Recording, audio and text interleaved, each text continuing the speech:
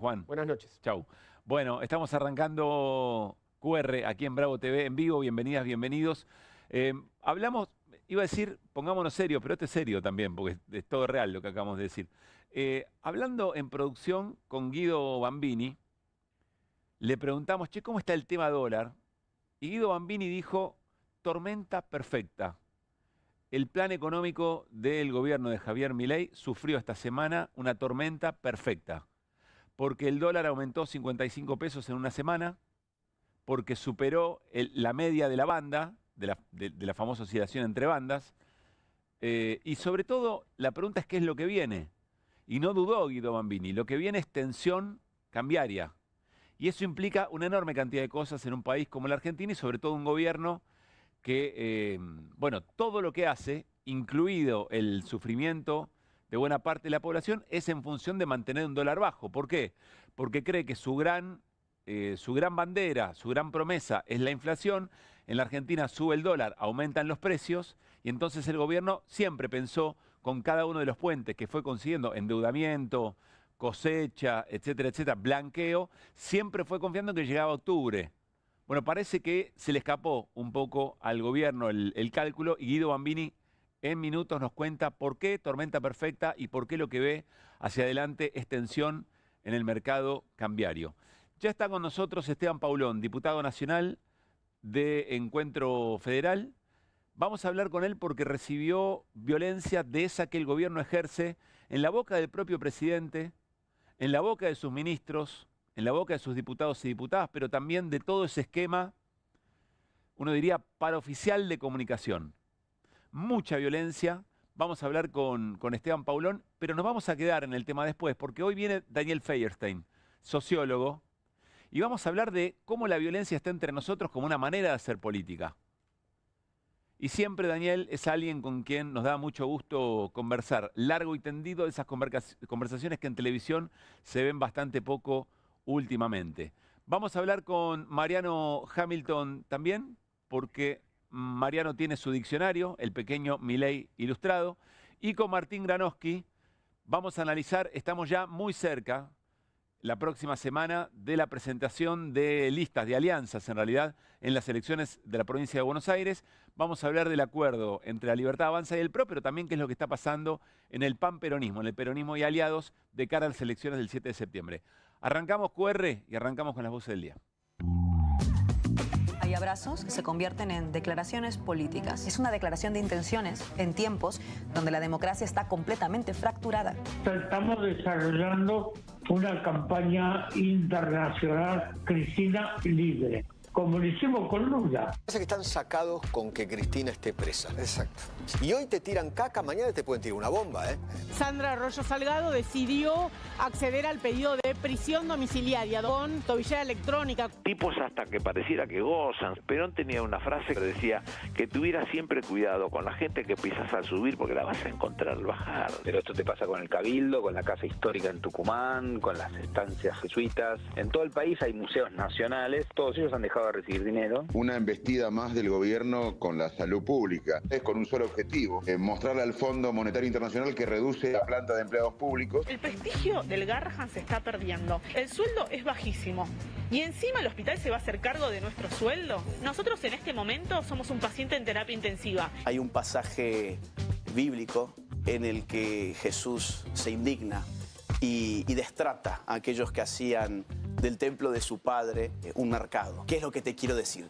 Que incluso en lo que la civilización occidental reconoce como el Hijo de Dios, uno puede ver formas violentas contra el mal. Este será gay, será maricón, tendrá sida, es pedófilo, es docente de mi hijo. Mucha gente lo piensa, y más cuando viene desde una usina con tanta legitimidad.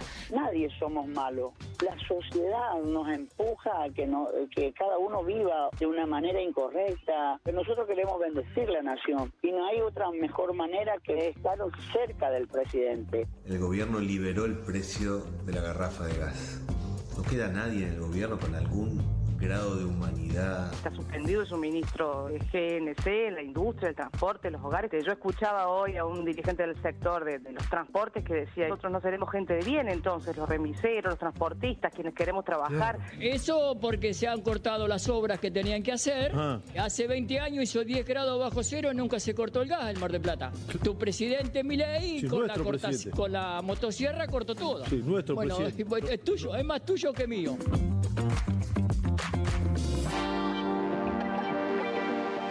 A veces ir a la calle a escuchar la palabra de la gente puede ser un poco peligroso, ir sin red, como en ese caso. Algo que escuchamos en las voces y que también vamos a hablar hoy con Guido, tiene que ver con las inversiones en el gas, lo que pasó en Mar del Plata, pero en realidad en todo el país, y sobre todo la desregulación, lo que mencionaba el diputado Arroyo, Daniel Arroyo, la desregulación del precio de la garrafa. Se desreguló, que decía el mercado. ¿Aumentó el precio o bajó? Bueno, lo vamos a charlar un ratito con Guido Bambini. Muy, pero muy buenas noches. Gran mesa de viernes. Hola, Martín Granowski, ¿cómo estamos? Buenas noches, ¿cómo le va? Mariano Hamilton, ¿qué dice? Buenas noches. Hola, Guido. Buenas noches. Te recontra vendí hoy, ¿eh? Así que... Voy a estar a la altura. Voy a estar a la altura. Se pone la cinta de capitán. Vamos, Guido. Dependemos de vos. Vamos los pibes. Nuestro 9. Bueno, enseguida avanzamos con cada uno de esos temas. Le quiero dar la bienvenida al diputado nacional Esteban Paulón, que además medio juega de local, porque cruzó el meridiano y de comunistas hoy decidió compartir con nuestra invitación aquí en QR. ¿Cómo te va? ¿Qué tal, Pablo? ¿Qué decís? Pasé de Alemania Oriental a Alemania Occidental. Exactamente. No sabemos cuál es cuál. Sí, y tampoco sabemos bien de todo en cuál queremos estar, pero no importa. Lo planteamos así. Así es. Bueno, vamos a ver ahora lo que pasó en el stream carajo. Pero ¿cómo estás? Bueno, difícil. La verdad que yo hace más de 30 años soy militante político, hace más de 20 milito en el colectivo LGBT. Y me tocó pasar debates como matrimonio igualitario, identidad de género. Me tocó una vez en una nota, de las primeras notas grabadas que iban a las portadas de los diarios, el diario de La Nación, que nos hicieron ir ahí, a 2 a favor y 2 en contra de matrimonio, escuchar a un presidente de la Asociación de Psicólogos Católicos de Argentina decirme en la cara que la culpa de que yo fuera gay, porque era una culpa, era de mi papá, porque no se había plantado con una figura masculina correcta. Y además no te había pegado. Y además... Posiblemente. En ese momento respiré y digo, bueno, yo tengo 3 hermanos varones, los 3 son heterosexuales, nos criaron a todos igual, no creo que sea por esto. Pero la verdad que uno cuando piensa que se la van... ¿Qué año fue eso, Esteban? 2010. Porque la ley fue antes de la aprobación de la ley, Claro, cumplimos 15 años la semana que viene, el 15 de julio. Y la verdad que con todo ese recorrido hecho y con muchos debates, me tocó debatir con pastores evangélicos una vez en lo de Mariano Grondona. La verdad que esto que seguramente vos vas a pasar, me pegó. ¿Te jode que lo pasemos? No, para nada. Pero sentí que era, algo como bajo. O sea, cuando ves todo junto y decís... Sí. Una vez en las redes, por supuesto que hay un proceso de ataque permanente. En el inicio por socialista, yo fui el primer diputado en una noche de verano, 11 de la noche, que hace un calor de diciembre, recién asumía y veo DNU 70. Y como soy medio impulsivo con las redes, salí a putear, perdón de expresión, por el DNU 70. Yo me posicioné en la oposición bien desde el inicio. Cuando votamos en contra de la ley base, si nos hacen el escrache de las caras de los diputados que votaron en contra, sale a través de la oficina de la Presidencia de la República Argentina. Y presenté un proyecto para indagar qué era eso y empezamos a hablar del vínculo de Santiago Caputo con la OPRA. ¿Te imaginás que salieron primero con narcosocialista, y obviamente zurdo, socialista, narcosocialista? Cuando detectaron que era un activista gay, porque no me conocían obviamente, era reciente diputado, dijeron, vamos por ahí. Cambió totalmente. Claro. Y a partir de ahí empezó algo parecido a lo que vamos a ver ahora, pero como en dosis homeopáticas. Cuando vi esto y el nivel de violencia, la verdad, debo reconocer que me pegó. Esteban Paulón pronunció el verbo putear y nos pidió disculpas. Digo para que tomemos registro, digamos, ¿no? de los límites que se van cruzando y cómo hay ciertos sectores donde hay como una defensa, bueno, tratemos de mantenernos conectados con un mínimo de respeto hasta cómo hablamos y el uso de nuestro idioma frente a esto que vamos a ver ahora. Pedófilo. Diciendo que contra lo que me dicta la razón, que me acusan por mi orientación sexual, falso, por ser gay, falso, de pedófilo, verdadero, y me desea SIDA para vos. Verdadero. Inadmisible, no por mí, en defensa gordo, de la se te viene libertad de expresión, la corte interamericana. en defensa de los valores colectivos democráticos Nada, marica. Cuestión de privilegio, aparte. Danilo y Miles marchamos en Santa Fe con orgullo, #orgullo 2021. Pedófilo. Pero el problema de Paulón no es que tenga un desorden anal, tiene un desorden ideológico. Y está en la Cámara de Diputados, después lo demás que lo resuelva en terapia, qué sé yo. Claro. Las psiquiátricas, digamos, les hagan mutilaciones genitales a los pibes. Paulón pedófilo. Ahí estaban Daniel Parisini. A mí lo de Gordo Dan ya me cansó. Tiene nombre y apellido y con ese nombre y apellido asume las responsabilidades de lo que hace. Y Nicolás Márquez, que es biógrafo de Milei, y el resto de las personas que comparten ese stream, que es el stream del oficialismo, del gobierno, que se llama Carajo. Es verdad, es muy fuerte. Todo junto, ¿no? Porque vos es que es raro. Desde que, lo que te decía antes, empezaron con la acusación de pedófilo, obviamente vinculando homosexualidad con pedofilia.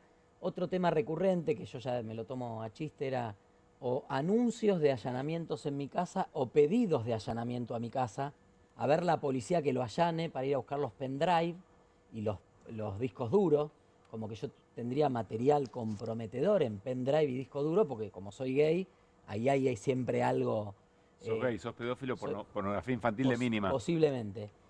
Bueno, eso del allanamiento permanentemente también, yo empecé a bloquear, no los escuché que yo. Hace una semana, porque aparte muchos son perfiles anónimos, entonces uno no sabe quiénes son.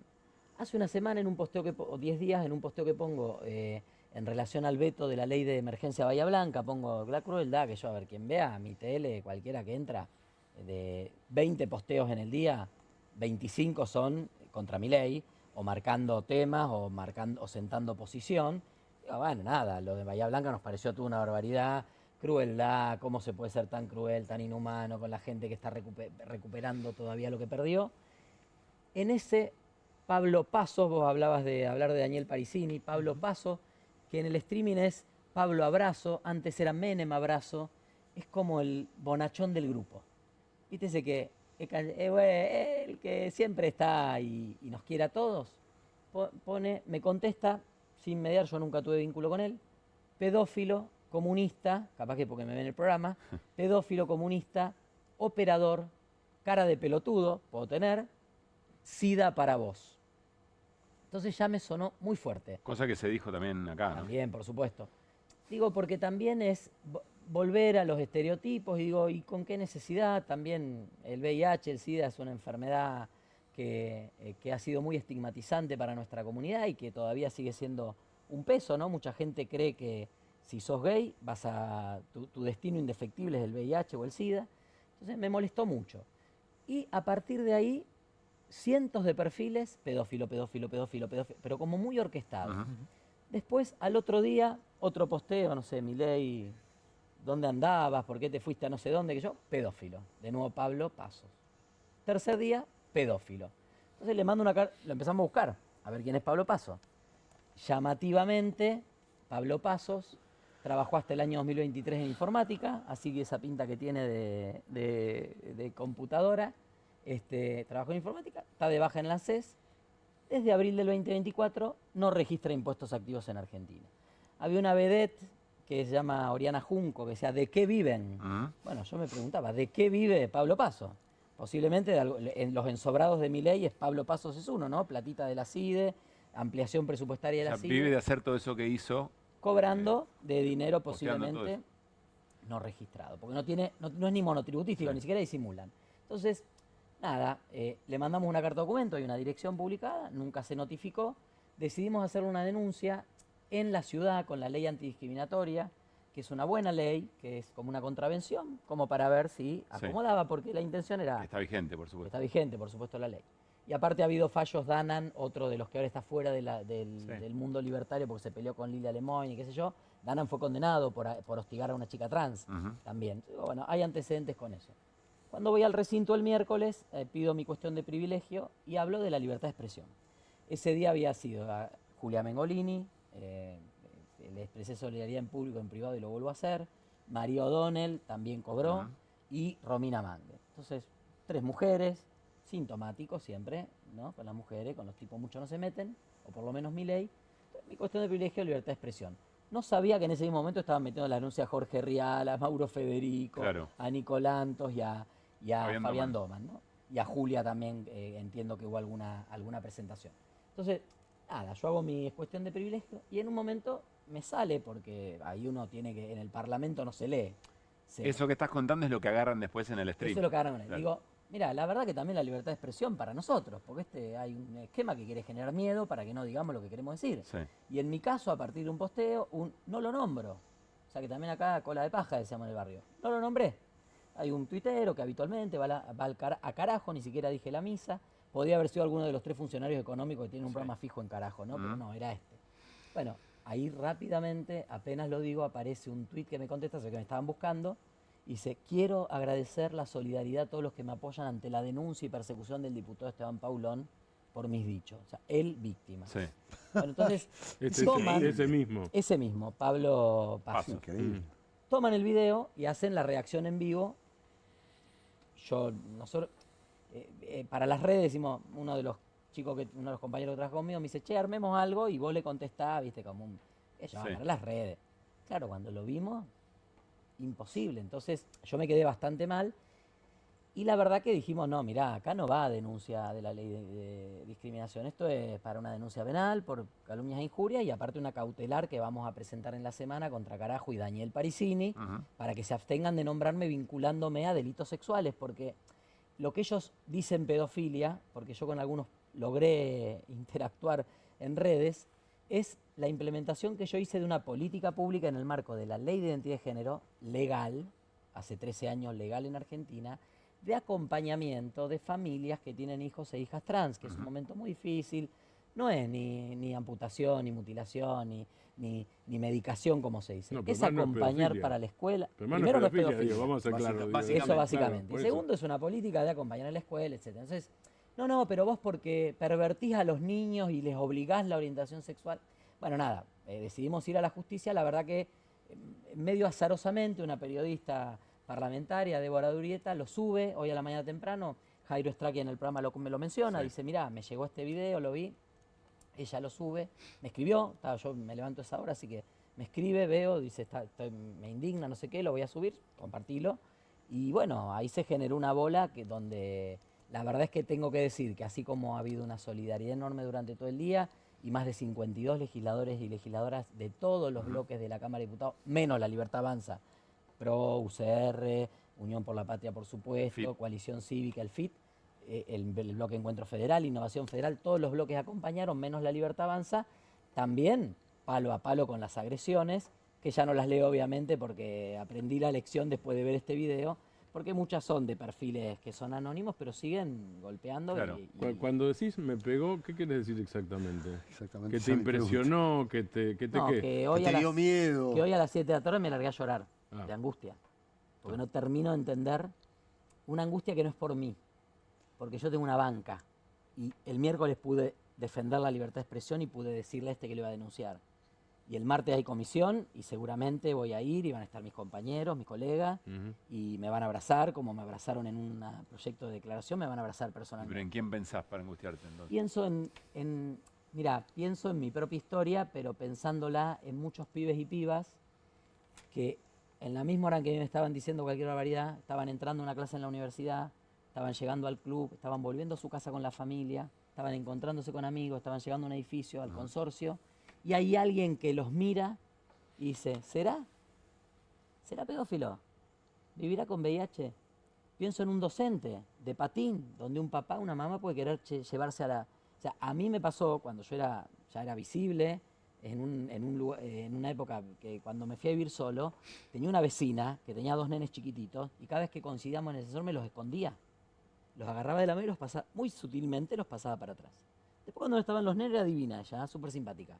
Entonces, ese estigma que nosotros trabajamos muchísimo para revertir, del vínculo con la pedofilia, con el abuso sexual, del cual son muchas personas de nuestra comunidad son víctimas. A mí no me pasó, pero conozco un montón de gente.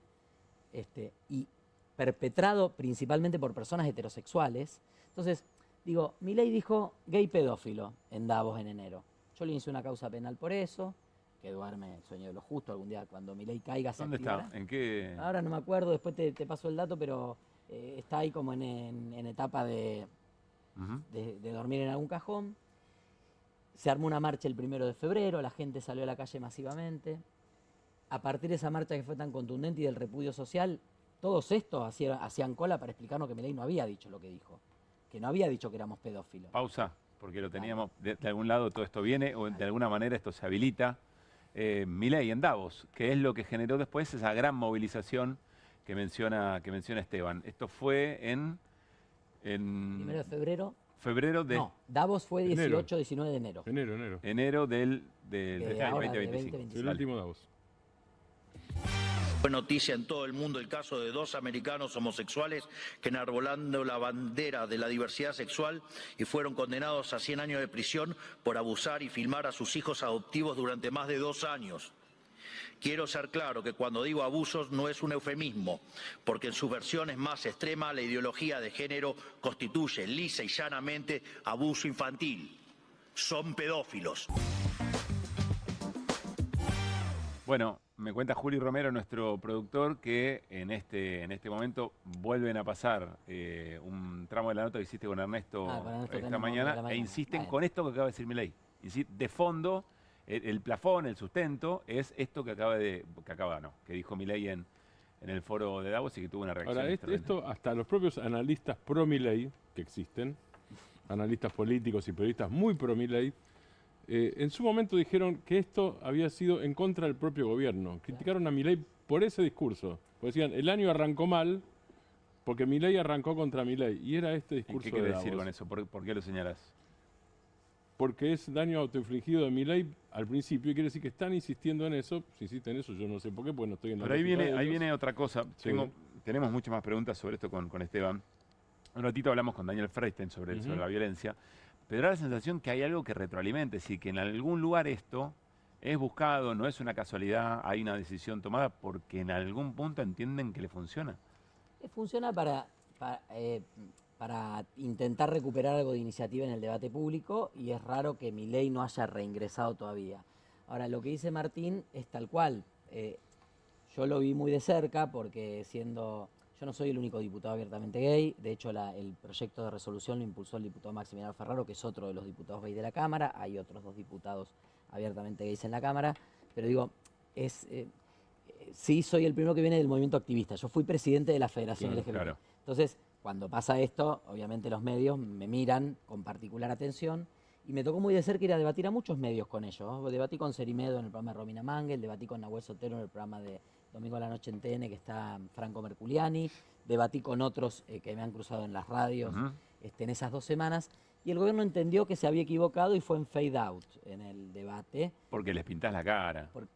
Aparte, porque te digo, el último debate que tuvimos en lo de Merculiani, que fue un domingo a la noche, con Nahuel Sotelo, dijo 3 cosas, no las pudo sostener, se cayó la boca, Merculiani dijo gracias por todo, y nunca más hablaron del tema.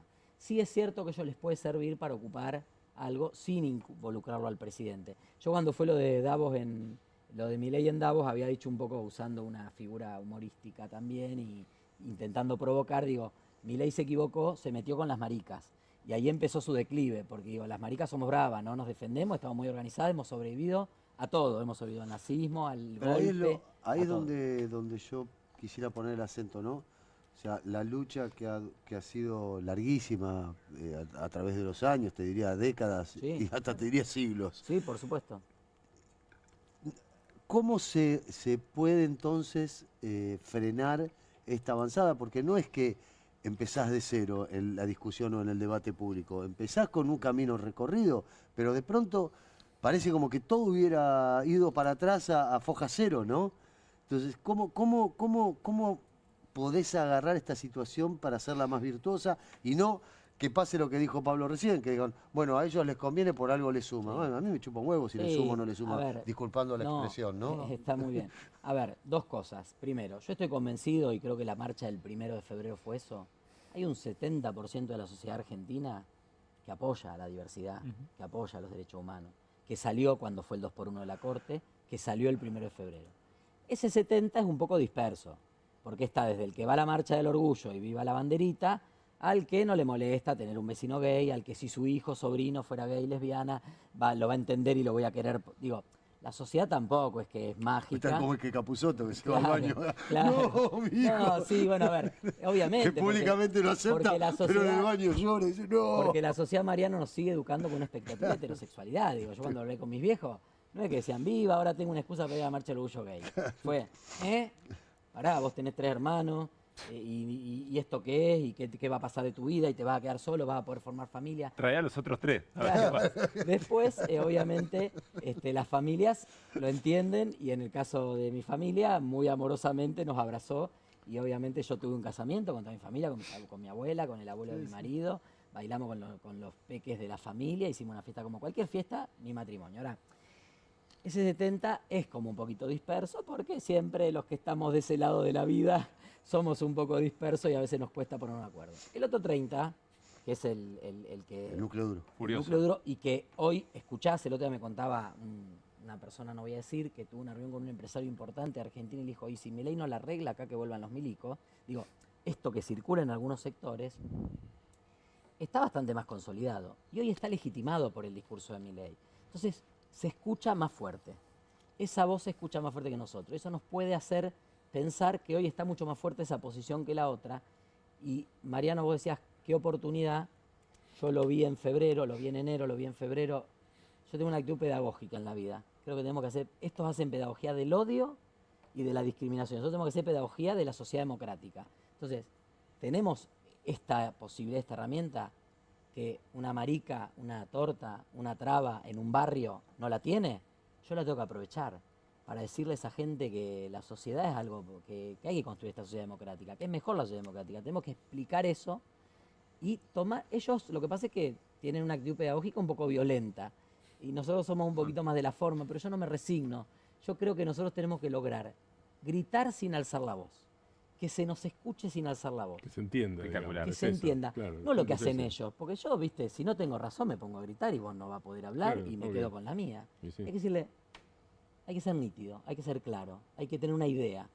Y creo que ahí es esa oportunidad que tenemos que aprovechar. Nos suben al ring, subámonos. A ver, pregunta parecida a la de Mariano. Estaba pensando en ese 2010, cuando discutías matrimonio igualitario y en un set televisional te decía en realidad la culpa de tu viejo que no sé, que no te fajó a tiempo. Me imagino que vos habrás dicho, bueno, listo, acá llegamos al techo, digamos. Todo lo que viene después seguramente es para mejor. Vos decís, no es que hay un retroceso, sino que es lo mismo, pero está todo amalgamado, digamos. O tiene... Porque hubo, después de la ley de matrimonio, hay un proceso muy fuerte. Primero, que se dio en un contexto social y político donde eso agregó valor a la sociedad argentina. O sea, la sociedad entendió... Mirá, yo, para hacer una figura, en la semana que viene se cumplen 15 años de la ley de matrimonio igualitario. Y hace un mes se cumplieron 13 años de la ley de identidad de género. El colectivo LGBTIQ+, el colectivo de la diversidad sexual, es el último colectivo que se incorpora a la vida democrática en Argentina. O sea, ningún otro colectivo accedió a leyes de igualdad de derechos hace 15 años o hace 13 años. Y esto pasa en Argentina, pasó en Brasil, pasa en Colombia. En cada país a su ritmo, nosotros bastante bien. Había un proceso político favorable en el oficialismo en ese momento y en muchos sectores de la oposición, porque la ley salió con votos yo la viví de adentro y me tocó ir a golpear las puertas para que todos nos voten. Fue muy plural y transversal y eso es muy importante porque le da otra legitimidad social. Y obviamente esa construcción de la sociedad agregó valor y ellos saben acá, en Chile, en Brasil, en Hungría o en Estados Unidos, que si le pegan a ese colectivo, que es el último que entró en la vida democrática, le pegan a la democracia. Y vos fíjate la sociedad argentina qué aprendizaje hace desde el 83. Yo digo, con más y menos, nosotros desde el 83 para acá, cuando Argentina recupera la democracia, memoria, verdad y justicia. Consenso social. Por supuesto, están los milicos, pero digo, mayoritario. Derechos humanos. Un proceso que fue al divorcio vincular, que fue a la patria potestad compartida, que fue al cupo de género, 30% había en los 90. Creo que los primeros congresos eran 2, 3, 4 diputadas, los otros eran todos varones. Ley de educación sexual integral. Llegamos a matrimonio igualitario y identidad de género. Progresivamente llegamos a una legislación que fue incorporando antes ley de tierras, ley de respeto a los pueblos originarios. Entonces, digo, ese proceso también le enseña a una sociedad. Y también la sociedad aprende de eso y eso deja una huella positiva en este Pero ¿por qué esa sociedad llega a tener un presidente como el que tenemos? Bueno, entonces, Porque a fin del día tenés que servirle un plato de arroz a tu hijo. Y al fin del día decís, y yo, está todo bien que a mi hijo no lo discriminen por puto, pero la verdad que hoy no llegué. Hoy tuve que salir con 3 Uber a juntar plata. Por eso también el proceso de Milei tiene un límite. Porque la estabilidad, pensemos 2 procesos del mundo. Brasil, con lo que lo quiero a Lula, amado mío, y Estados Unidos, que no lo quiero a Trump. En Brasil, Lula viene, el proceso de la pandemia fue inflacionario en todo el mundo, ¿no? Se cerraron las fábricas, se emitió dinero, bueno, ahí lo sabés mejor vos que sos economista. Digo, hubo una oleada inflacionaria, obviamente nosotros en la ola barrenamos como los campeones, pero todos los países tuvieron inflación. Biden pulverizó la inflación. Lula pulverizó la inflación, pero nunca recuperaron los salarios del poder de compra. Entonces cuando apareció Trump, con todo lo bestial que es, la gente lo votó a Trump. Y hoy Lula, con todo lo que yo lo quiero, que hace 3 semanas, está bajo el 50%. Sí, sí. Y hoy no reelige. Si fueran hoy las elecciones, no reelige. Sí, sí. Estuve con una compañera lulista, que era del sindicato de docentes universitarios, y me dice, Esteban, estamos cobrando 40% menos. Pueblo con el feminismo. Los gimanos no pasamos de pueblo nada. Yo quiero una sociedad donde podamos comer un platito de arroz y donde no me caguen a trompada por puto en la escuela. A ver, tengo 2 muy a hueso. Dale. Para don Mariano se lo estoy diciendo a Juli para que no se ponga nervioso, no que te quiera hacer enojar a vos. La primera es... ¿Por qué me enojo yo? No, porque no te gusta que diga la última. Pero dijiste la última. Claro. Dijiste, tengo 2, no dijiste la última. Enojate preventivamente. Claro. Vos Está la reacción del Congreso que recién mencionaste y una enorme cantidad. ¿Qué reacción falta para completar la palabra de Mariano, para poner un límite, para que no valga esto, para que no se pueda? ¿Cuál es la reacción que no aparece? En términos institucionales. Sí, la justicia. Tenemos un gran problema. Perdón, ¿la justicia o el voto? O los jueces. Igual me interesa más. Dale. O los jueces. Lo que pasa es que nosotros no le podemos cargar la responsabilidad a la sociedad, la tenemos que convencer a la sociedad. No, eso está bien. Tiene que cambiar el voto. En el mientras tanto, Milei es presidente hasta el 10 de diciembre de 2027 y vamos a respetar los pedidos presidenciales. Habrá una elección parlamentaria que posiblemente al gobierno le vaya muy bien y nosotros nos quedemos pensando, ¿y cómo le va muy bien si me está diciendo que los putos son pedófilos y qué onda? Bueno, también la economía explica hasta cierto límite, porque ya está empezando ese límite de que no me alcanza a fin de mes, aunque la inflación sea el 1,2, 2,3 o no sé qué. Ahora, la justicia en este país hoy no reacciona. ¿Qué es la justicia, concreto? ¿Son fiscales, son jueces que tendrían que hacer qué? Cuando ven esto, ¿tienen que hacer qué? Y yo, digamos, no creo que un fiscal salga corriendo detrás de un video a hacer una denuncia, por eso la voy a hacer yo. No creo que salgan los fiscales porque... Pero alguien está viendo lo que ocurre. Sí, alguien está viendo y los jueces debieran ahí intervenir. Yo creo que hay un proceso de degradación de la justicia, que hoy de los 3 poderes me parece que es el que está más cuestionado, y este ataque se da en un contexto donde también tenemos detenciones arbitrarias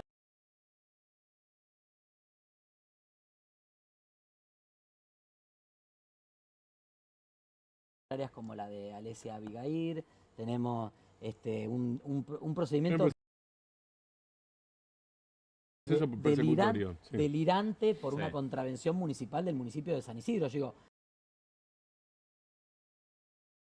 ojalá tanto entusiasmo le pongan a los narcos, a la trata, no estoy diciendo, yo soy crítico del proceso mexicano, por ejemplo, me parece que no puede votar todos los jueces porque también ahí eso va en contra. Bueno,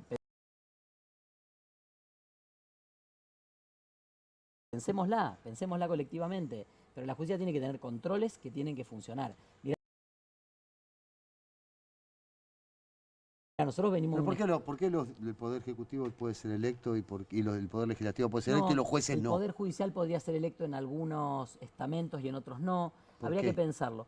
Porque creo que en algún caso, cuando vos elegís y sometés a un funcionario judicial que debiera tener una mirada más de largo plazo y un poquito con una visión un poquito más alejada de las pasiones cotidianas y tener un juez que cada 4 años va a elecciones. ¿Hacer un mandato cada 10?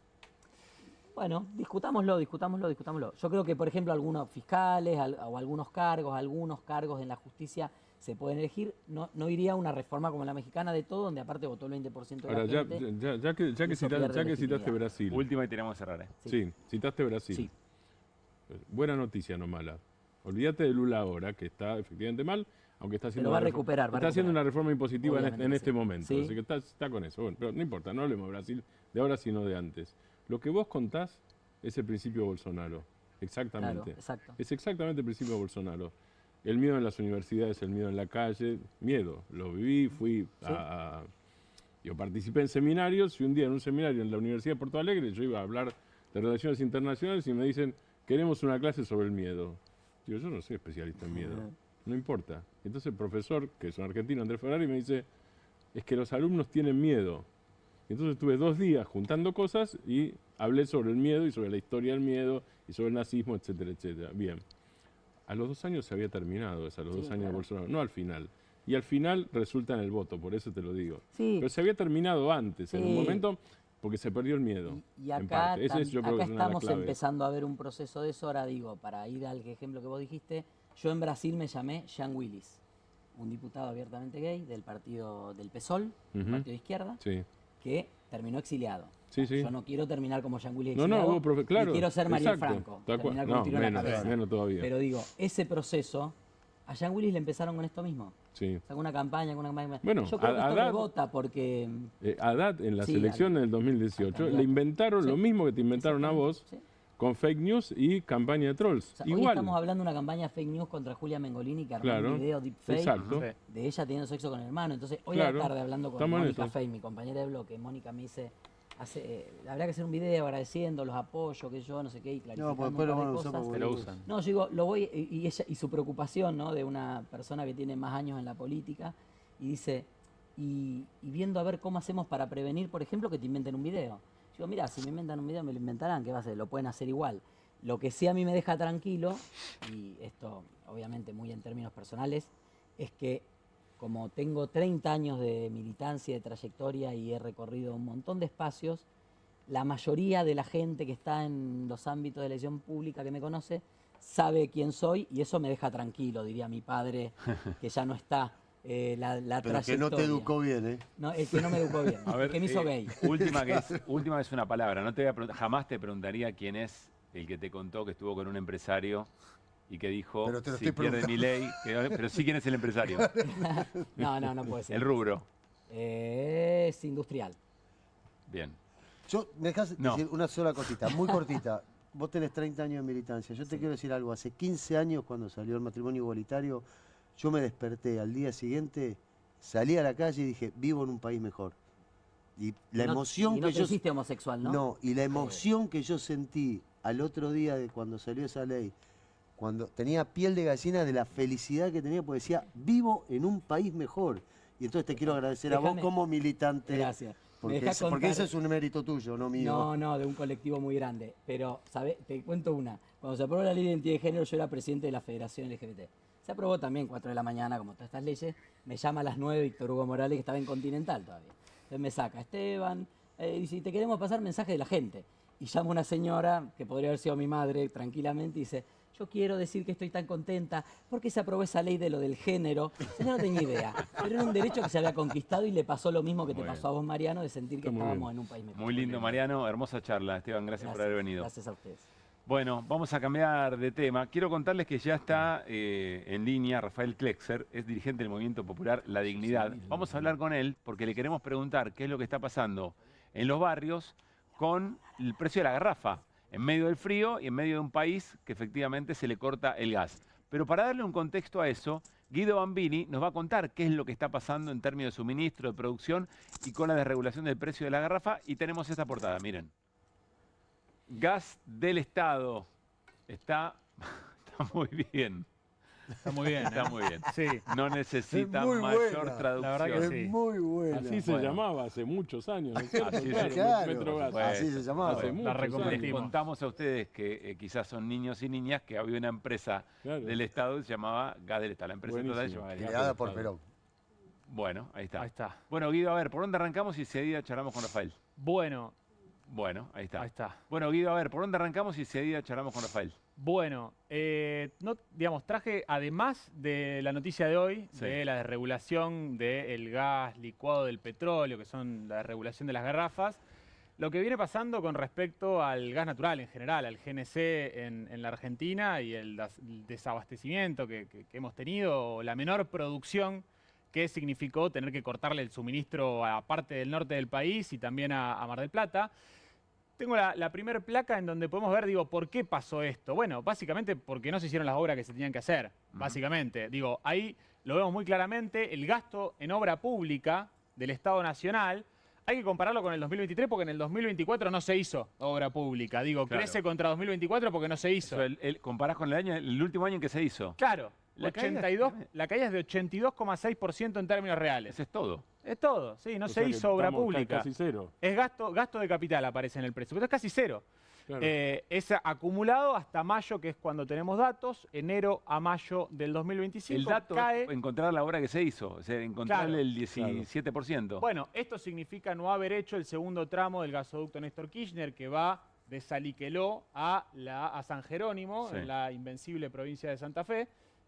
O no haber hecho la planta regasificadora o de aumento de presión de gas para transportar un volumen mayor, que sumado a los fríos que tuvimos estos días, esta ola polar, hicieron que en Vaca Muerta se produzca menos, se tenía que producir 140 millones de metros cúbicos diarios y se produjo 130 millones de metros cúbicos diarios. No hubo planificación, este gobierno deja todo librado a manos del mercado, no se planeó desde el Estado Nacional la compra de algún buque, por ejemplo, de licuefacción de gas para poder inyectar a la red y pasó lo que pasó en Mar del Plata. Ajuste en obra pública más falta de planificación, las dos cosas. Sí, que eso es una decisión también, la falta de planificación. Claro. No hay planificación ni siquiera industrial, ni mucho menos energética. ¿Qué más? Nada. Curva se ve desde acá. No hace falta ni explicarlo esto. Bueno, lo que pasó, de un lado tenemos el precio regulado, ¿no? Lo vemos en pantalla, lo vemos en grande.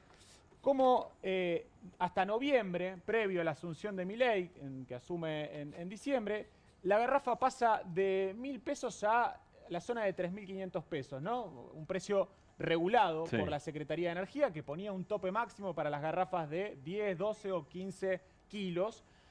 A partir de diciembre del 2023 y hasta la fecha, vemos cómo no para de subir el precio de la garrafa, en este caso de 10 kilos, en la Ciudad Autónoma de Buenos Aires. Esto puede variar, el precio es un relevamiento de mercado, pero lo cierto es que la desregulación no generó una estabilidad de precios, ni mucho menos, ni una baja en los precios. Por supuesto no acompañó la inflación. No, de hecho superó el guarismo, si lo medimos punta a punta, a la inflación. Y lo que vemos planchado es el monto del programa Hogar, un subsidio del ANSES, que al principio representaba el 80% del monto total de la garrafa. Claro, miren la línea gris, acompañando la línea celeste, que es cuando estaba regulada, y más o menos va acompañando el costo. Después se dispara. ¿Solo Ciudad de Buenos Aires? Esto es datos de Ciudad de Buenos Aires. Con lo cual uno tiene que pensar que es infinitamente peor la realidad, porque supongo yo, no tengo las cifras, que el uso de garrafa en la Ciudad de Buenos Aires es menor que el uso de garrafa en el Gran Buenos Aires, el Gran Rosario, el Gran Córdoba, etcétera, etcétera. Sí, insisto que es un relevamiento de mercado propio hecho por nosotros, hecho por CEPA. Está bien. Hemos encontrado que en San Juan, en Chaco, hoy veía que está más alta en la actualidad el precio de la garrafa de 10 kilos, pero lo que vemos es que se ha congelado el monto del subsidio que brinda el ANSES. Representaba un 80% y hoy representa el 11% de lo que vale una garrafa de 10 kilos. Recién le preguntamos por el Poder Judicial a Esteban Paulón. ¿Uno tendría que ir con esta placa de CEPA a cualquier fiscalía? Decir, ¿qué tal? Vengo a presentar un crimen, acá está la prueba. Claro. Estamos hablando de frío, ¿no? De frío, de los consumos habituales. Quiero saludar a Rafael Klexer. Primero, quiero agradecerle porque nos está esperando hace un rato. Dirigente del Movimiento Popular La Dignidad. Rafael, soy Pablo Caruso y todo el equipo de QR saludando. ¿Cómo estás? ¿Qué tal? ¿Cómo andan? Gracias por esperarnos estos minutos. Ojalá te haya interesado todo lo que escuchaste. A ver, acompañemos lo que acaba de contar Guido respecto de, a partir de la desregulación del precio de la garrafa, lo que se disparó, dónde quedó el monto Hogar, con lo que pasa realmente en la acción concreta de ir a comprar una garrafa. Bueno, no sé a qué precio se consiguen eventualmente, más allá de que los precios estaban en algún momento regulados o establecidos. Sí, en primer lugar, la regulación de los precios era, como vos decís, a 2 cuadras de la planta. Sí. Ahí tenías el precio regulado.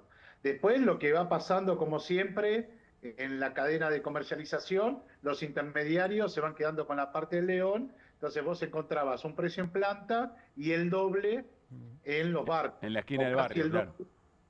Claro, es decir, te venía el camión de la planta, te cobraban un 40% más, y en el kiosquito un 80% más, y eso es antes de Milei. Sí. Antes de Milei. Por supuesto, Milei lo que hace... Te pregunto algo ahí. Ahí lo que tendría que haber habido es más regulación, o eventualmente mejor control de todo eso. No la solución no era desregular. Claro, por supuesto. La desregulación tiene que ver con la política económica con el proyecto, con el plan de negocio que tiene los sectores dominantes en la Argentina. Claro, claro. Pero lo que viene a hacer es a profundizar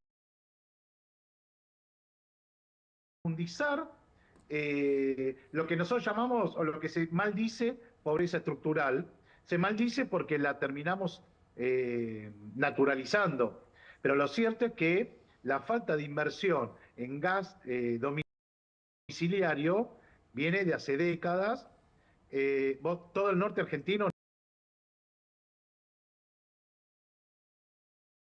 no tiene gas natural.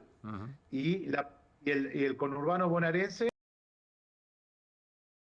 digamos, hay sectores de bolsones de pobreza muy, muy importantes donde, por supuesto, no hay. Ahora, ¿qué en plena ola polar, donde, por supuesto, no hay? Ahora, ¿qué en plena ola polar, te desregula el precio y lo dispara para arriba?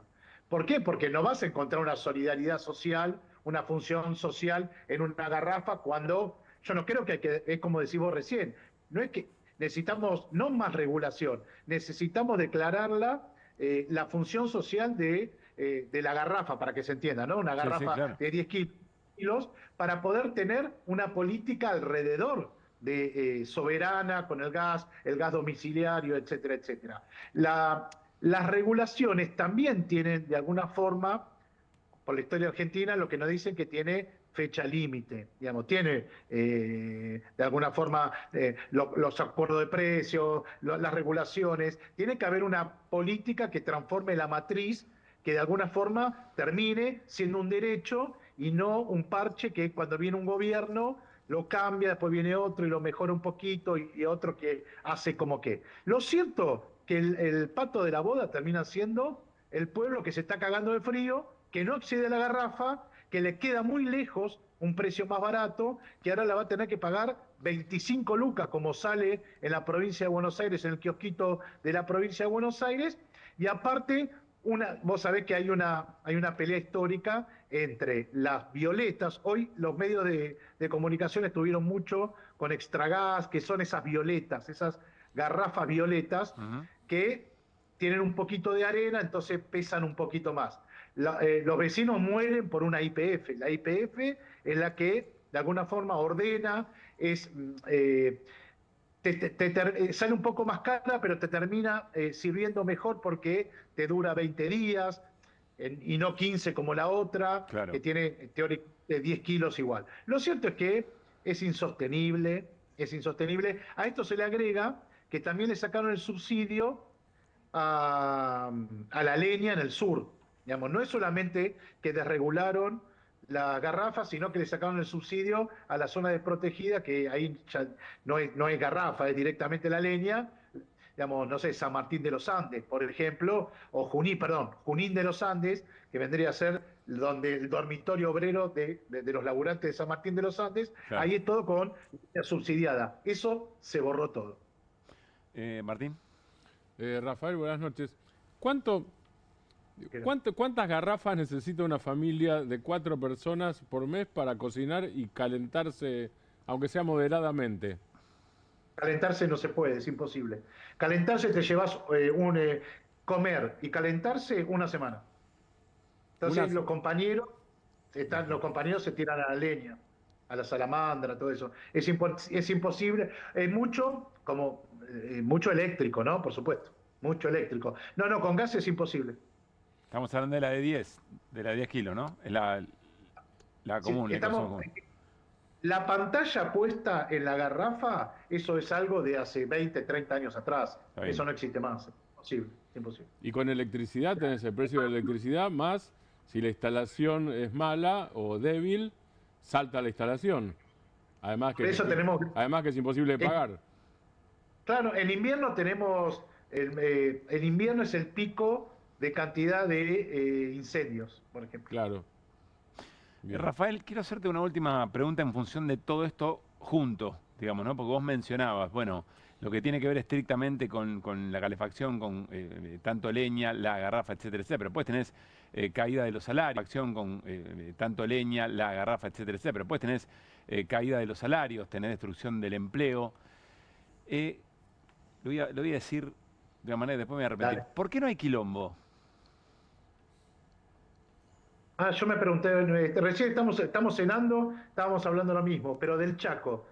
¿Por qué no hay quilombo? Y porque el 25, porque Milei está inaugurando iglesias evangélicas, por ejemplo. Eso vendría a ser una respuesta sencilla, media infantil, pero que algo responde. Después lo otro, digamos, en jerarquía, digamos, de análisis sociológico, hay asignación universal por hijo y plan alimentar, que a comparación del 2001 no había. Es decir, hay un ingreso fijo en la casa y que si vos comparás en términos reales, le ganó a la inflación. Es decir, hoy está cobrando la asignación universal por hijo más que con el gobierno de Alberto. Porque los sectores dominantes no son boludos. Digamos, fortalecieron a aquellos con posibilidad concreta de saberse organizar y salir a pelear. Bueno, desarmaron las organizaciones populares, metieron a los narcos en los barrios, ordenaron a la policía en función de la alianza con los narcos y el enfrentamiento con los movimientos populares y fortalecieron. Y después, un poquito más arriba en jerarquía, falta conducción política del quilombo en la Argentina. Es decir, ¿por qué la gente va a salir si sabe que va a perder? Y si sale, ¿a dónde sale, con quién y bajo qué programa? La política no está convocando. La política está dudando. Hay expresiones, los jubilados, digamos, hay como los sindicatos, algunos que tibiamente, pero lo cierto es que no hay una sensación de victoria, una posibilidad de realización a partir de la pelea, sino por el contrario es un repliegue a lo conocido, que es la familia, el pluriempleo. Vos fíjate que con cada crisis hay conceptos nuevos. En el 2001 era el vigilador, el motoquero, el cartonero. Hoy es el pluriempleo. Digamos, la primera es cuánto más laburo se puede tener. Ya no hay horas extras, no hay una regulación. Digamos, entonces podés tener 2, 3, 4 empleos. Encima tenés pluriempleos informales también. Por supuesto, no. Acá hay segunda generación que no conoce de derechos laborales. Por eso hay dos Argentinas. La Argentina que discute una agenda del sistema político, de algunas cosas, algunos derechos que se pierden, y hay otra Argentina que no conoce el aguinaldo, que no conoce ni siquiera aquel discurso de los militantes que llevábamos que con Milei se pierden derechos cuando esos derechos ya no se tenían. Claro. Es decir, digamos, y sobre todo los jóvenes que, digamos, están con mucha bronca, muchísima bronca, y que ¿por qué irían al corte de ruta, a la asamblea, a movilizarse al centro, al obelisco, a las 9 de julio si te cagan a palo, no sabes quién te lleva, por qué? Digamos, y esta sensación que sí tuvo esta ultraderecha, que la supo trabajar y la sabe trabajar, que es rendir a la gente antes de salir a pelear. Es decir, me parece que la batalla cultural esta de no sirve pelear porque vamos a perder, me parece que es una de las grandes derrotas políticas del campo popular. Rafael, la última, ¿sigue aumentando la cantidad de gente que va a comedores, a alimentarse a comedores? No, es increíble. No hay forma de sostener los comedores. Porque los comedores se achicaron en términos de cantidad de días, en cantidad de raciones, porque antes se contaba con el recurso del Estado Nacional, parte los pusieron los municipios y las provincias, inclusive la capital federal aumentó la cantidad de raciones porque sabe el problema que tienen los barrios, y hay una lista interminable de gente. Pero lo novedoso son dos cosas: los sectores medios y los jubilados, que, imagínate, una persona de 70 años no pasó por la olla popular en este país. Al contrario, vivió la Argentina del pleno empleo. Entonces, no le entra en su estructura tener que ir al comedor. Bueno, hay una señora que se ofrece para llevar los 4 tuppers a los diferentes viejitos que se organizan. Les da mucha vergüenza, pero los tenemos en las planillas. Sí, sí. Sectores medios, muchísimos, muchísimos, sobre todo en la capital federal, barrios como La Paternal, Parque Patricios, Boedo, muchísimo. Y los jubilados, pero en todos los barrios, en todas las partes del país. Rafael, te mandamos un abrazo y gracias por este rato. Gracias a ustedes, buenas noches. Gente que dice cosas, Juli. Cambiamos de tema, enseguida viene Daniel Feierstein, sociólogo. Vamos a hablar de todo esto. Hay algo que me gusta, que es que Daniel viene escuchando el programa de hace un rato y como que ya sabe dónde vamos a ir a terminar a él, digamos, ¿no? Para preguntarle cosas. Básicamente lo convocamos porque estamos conviviendo con distintos niveles de violencia. Algunas son verbales, otras son físicas, otras son simbólicas y otras todavía no las identificamos como tales. Así que en un ratito charlamos con él. Hablemos un poquito de la política, Martín. En la provincia de Buenos Aires hay acuerdo entre la Libertad Avanza Pro, me parece que eso ya no es noticia. La pregunta en todo caso es ¿cómo? El principal acuerdo en realidad hoy fue dentro del PRO.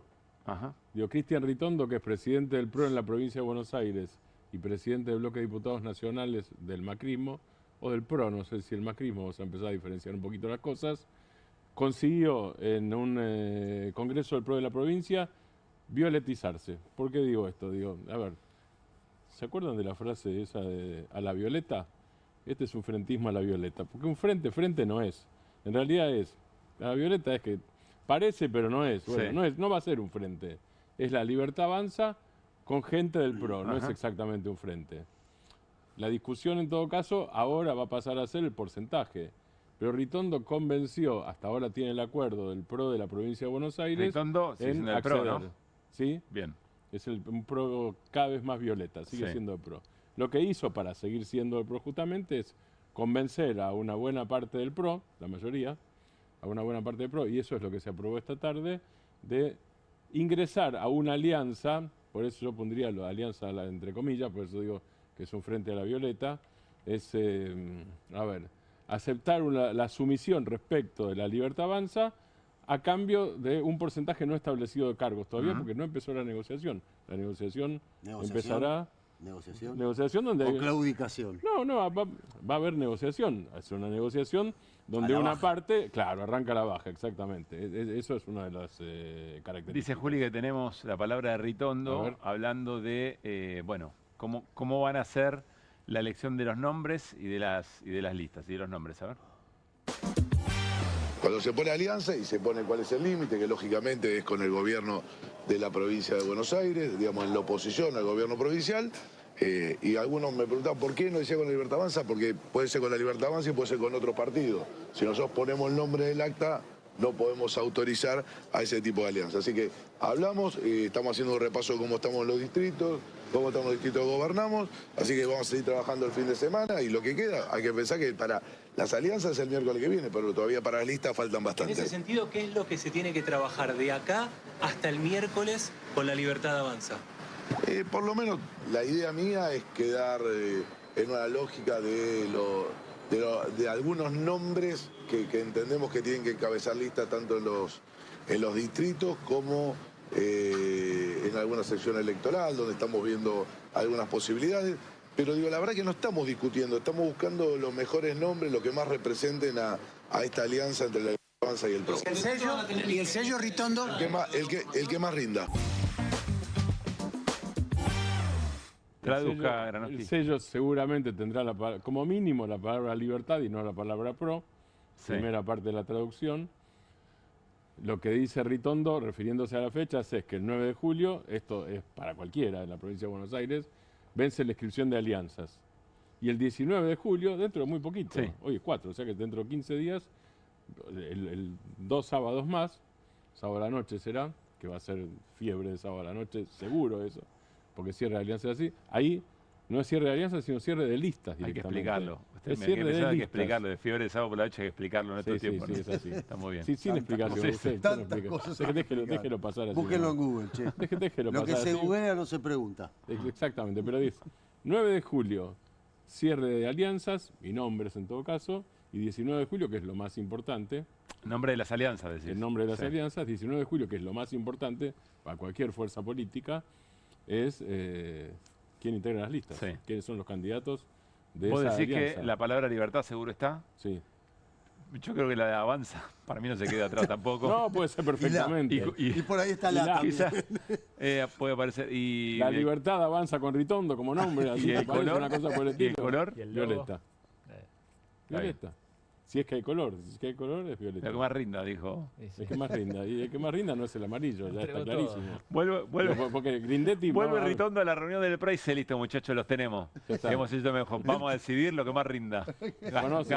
Conocen la frase, obviamente es una frase famosa, la del cierre de listas, ¿no? Sí, claro. El que vuelve dice, che muchachos, nos cagaron, entre ellos solos. Es así. Bueno, en un ratito hablamos del peronismo y aliados también en la provincia de Buenos Aires con Martín Granowski.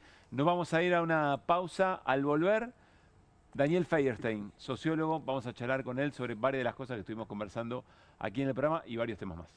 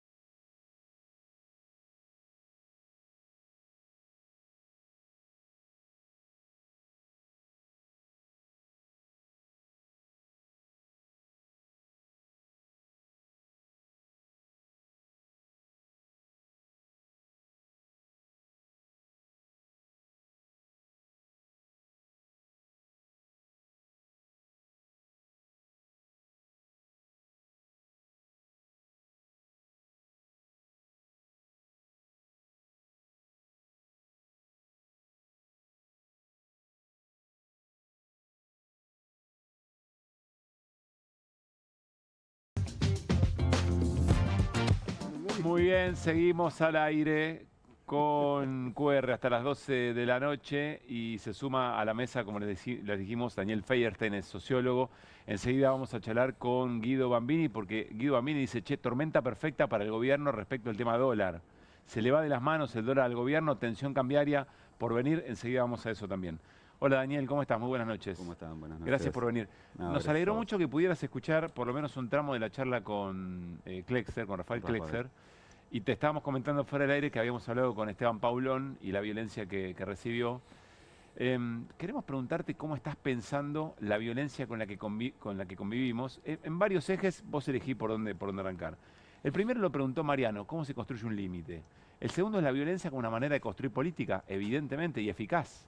Y el tercero es el miedo, que también aparecía aquí, es decir, una sociedad que empieza a convivir con la posibilidad concreta de recibir violencia digital, de recibir violencia verbal o física, ¿no?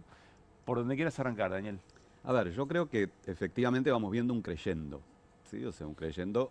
Esta semana fue muy importante en varios niveles, porque comentaba lo de Paulón, están las causas penales a los periodistas, sí, están las detenciones por una contravención, digamos, detención en penal de máxima seguridad. Digo, fue una escalada esta semana importante, pero que es un creyendo que uno lo puede llevar bastante atrás, ¿sí?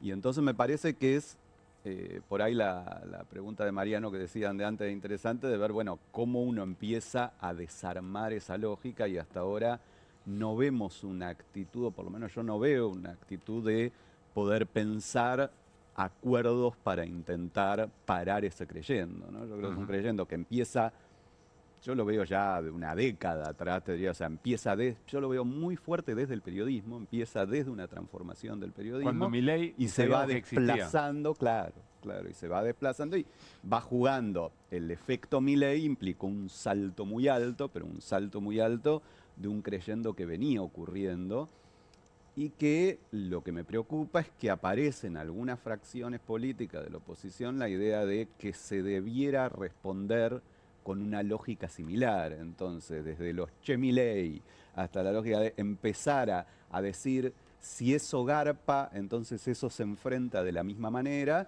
y que no lo vas a enfrentar de la misma manera, porque en la lógica de la crueldad nunca vas a triunfar. Digamos. O sea, en la lógica de la crueldad triunfa el más cruel. Si vas a esa cancha, no sos lo que tenés que hacer para ganar ese partido. Entonces me parece que hay que pensar esto de distintos planos de cómo uno empieza a afrontar esa situación y a plantear la articulación entre distintos sectores para ir poniendo límites, que no son los que pensábamos, porque la crisis que sí se ha desarrollado con mucha fuerza en un periodo más corto, yo diría de 3, 4, 5 años, es la crisis de esos consensos del post-83. Y que tiene sentido porque el 83 está muy atrás. Entonces son consensos que involucraron a un conjunto de generaciones que hoy somos grandes, ¿sí? Y que hay una cantidad de sectores sociales que, primero, tienen la dictadura muy lejos, y segundo, no han visto durante los últimos años, y últimos años digo muchos, una década, sino más, ninguna ventaja de ese funcionamiento institucional, digamos, ¿no? Entonces, estamos apelando a, tenemos que entender la gravedad de que hay que respetar, o incluso lo decía Rafael, ¿no? Esta lógica de tenemos que defender los derechos, dirigido a poblaciones muy amplias que hace bastante tiempo que no tienen ningún derecho. ¿De qué me estás hablando? Entonces, ¿los derechos de quién? Y en eso ha sido muy inteligente el gobierno, de atacar no a los de más abajo de todo, lo decía Rafael también, que justamente es donde intentaron cuidar un poco, sino que esa transferencia de ingresos brutal que está produciendo está sobre todo sobre los que están un poquito más arriba, esto es, sectores populares todavía con cierto trabajo, o clases medias bajas o clases medias. Y ahí ¿no? O sea, el ataque central es a la clase media. Otro miedo que es el de caerse del mapa. Exacto. En términos de que por ahí era, después lo podemos trabajar, pero de cómo te juegan los miedos, ¿no? Porque no es lo mismo el que no tiene para perder más que sus cadenas, digamos, que ese es al que se trata de controlar, por decir, si no tengo nada para perder, que el que puede tener algo para perder, y entonces ante esa duda, bueno, repleguémonos, tratemos de ver esto, de conseguir otro laburo, de ver cómo tratamos de mantener una situación cuando además no se ve eso que se espera, que es esa rebelión, no se ve para dónde iría, en qué contexto se haría, cómo se articularía, porque, por ahí te lo decía un poco justo en la pausa, pero que creo que vale la pena dedicarle un tiempo a eso, que es que particularmente el kirchnerismo, pero creo que muchas fuerzas populares también han hecho una muy mala lectura del 2001, creo yo. Y entonces se está esperando un 2001. ¿Cuál es la mala lectura? Que no va a ocurrir. Que el 2001 fue un hecho espontáneo donde la gente salió porque estaba sufriendo. Y que ese relato se lleva puestos los 80 y los 90, ¿sí?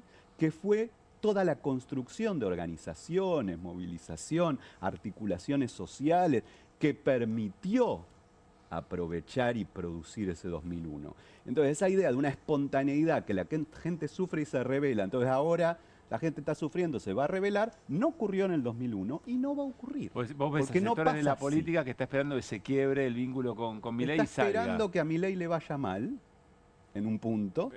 Pero ese quiebre quizás por las sectores. cosas que van a explicar, porque es endeble el plan. Entonces está esperando que le vaya mal para plantearse como recambio y está esperando una rebelión en la que se va a poner a la cabeza. Y creo que esas dos cosas se basan en un muy mal análisis hay otra cosa, del pasado, o sea, de cómo llegó el kirchnerismo al gobierno, qué fue el 2001, qué pasó después, qué sustentó la posibilidad de llevar a cabo una serie de cambios. El problema es porque hay muchos sectores, o sea, el kirchnerismo fue una confluencia extraña de sectores muy distintos, algunos de los cuales no habían participado de ese momento. Sé que tiene pregunta Martín, pero digo, el kirchnerismo gana las elecciones sin ser el kirchnerismo.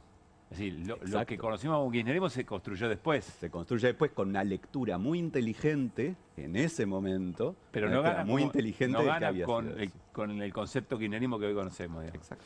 Martín, perdóname. Claro. No, yo no me meto tampoco. Por eso, exactamente. Vos, pero perdón. Yo no lo concuerdo, pero no importa, no vamos a generar esta discusión. ¿Pero qué era? Pero si nadie sabía que era Néstor Kirchner y qué quería hacer. Los que conocíamos a Néstor siempre éramos poquitos, éramos pocos. Bueno, pero está bien. No, está vamos claro. a discutir por algo sacó el 22% y no el 50%, está clarísimo. Exactamente. Digo, abonando lo tuyo. ¿Está claro eso? Sí, por eso sacó el 22%. Hay grandes líderes políticos de todo orden que en cada acción están midiendo a ver para dónde salía Néstor. Sí, tal cual. Vuelvo a lo que vos decías como lectura histórica, pero además me parece que hay otra cosa. Digo, tal vez para no ser tan pesimistas, no hablo de vos, sino en general. Digo, en general, al año y medio de ningún proceso político, sobre todo un presidente que gana con el 56%, tenés proceso de rebelión históricamente. Bueno, de la Rúa, por eso sí, se lo lee en el casi espejo. Es el único, claro, pero casi es el único caso. De la Rúa viene de una continuidad de convertibilidad y de una degradación, del trabajo, pero un cambio que es la transformación. Pero es prácticamente lo mismo.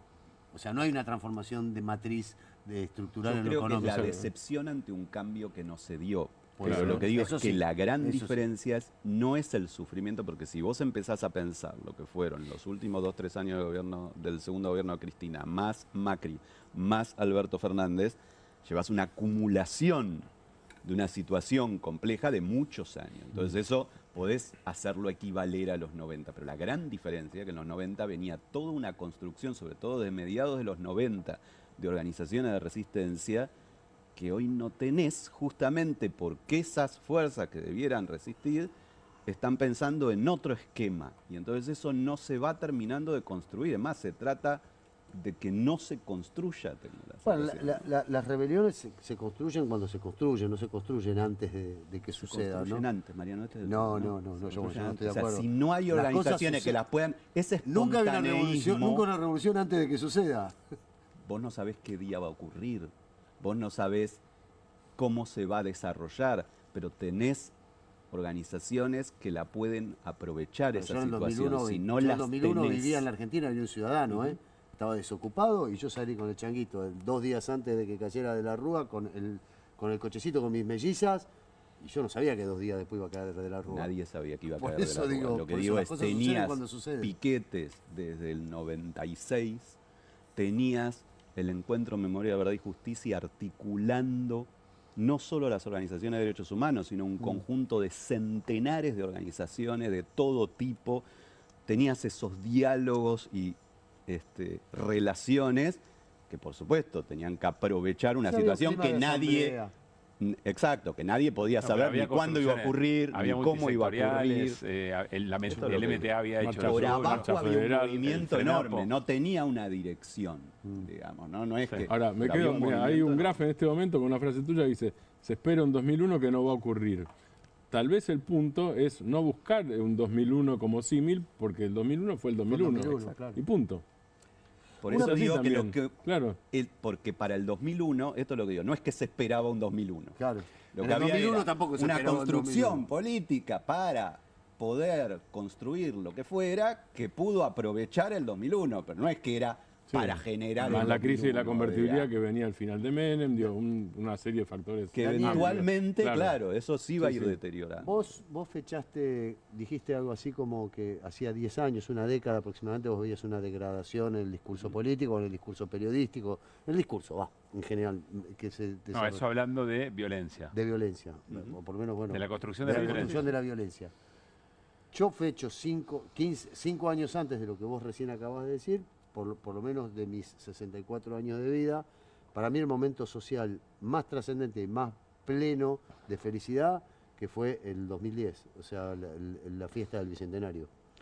Es una situación en donde uno miraba lo que estaba sucediendo con la sociedad argentina y decía, acá no hay marcha atrás.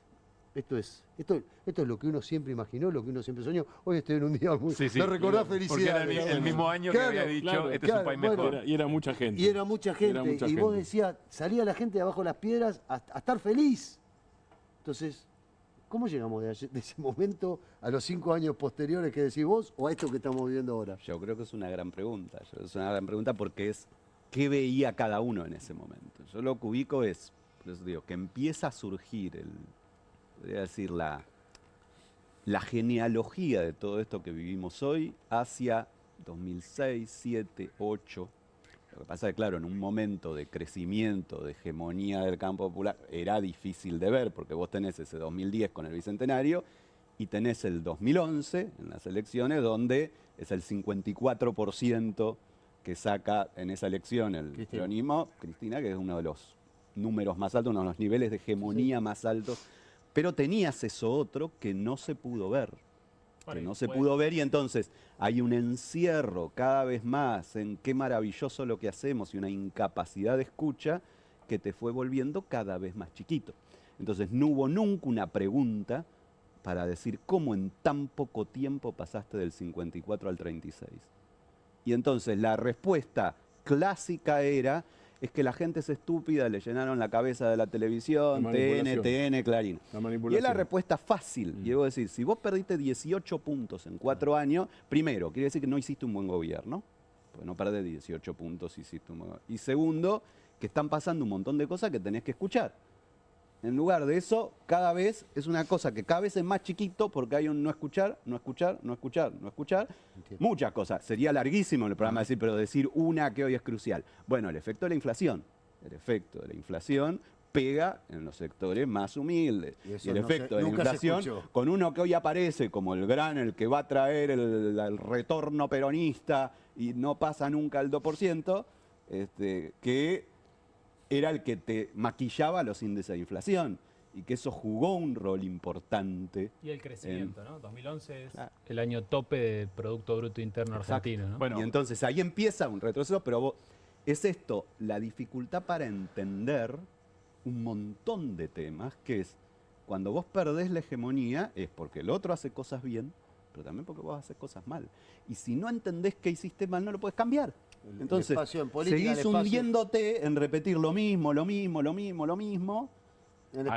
espacio de política que uno abandona lo ocupa otro. Agrego para complejizar, porque todo eso había que pensarlo mientras te tiroteaban por todos lados. Claro. Y las contradicciones con el poder real era cada vez más fuerte y no jugaban en chiquitas, digamos, ¿no? Quiero compartir, o queremos compartir con vos, Daniel, 2 momentos de hace poco tiempo, de estas semanas, donde nos dio la sensación en QR que ahí estaba ocurriendo algo ya distinto y que había posibilidad de escalar otra cosa en términos de las violencias, de los discursos violentos, sobre todo en los alrededores del gobierno. Propiamente la Fundación Faro.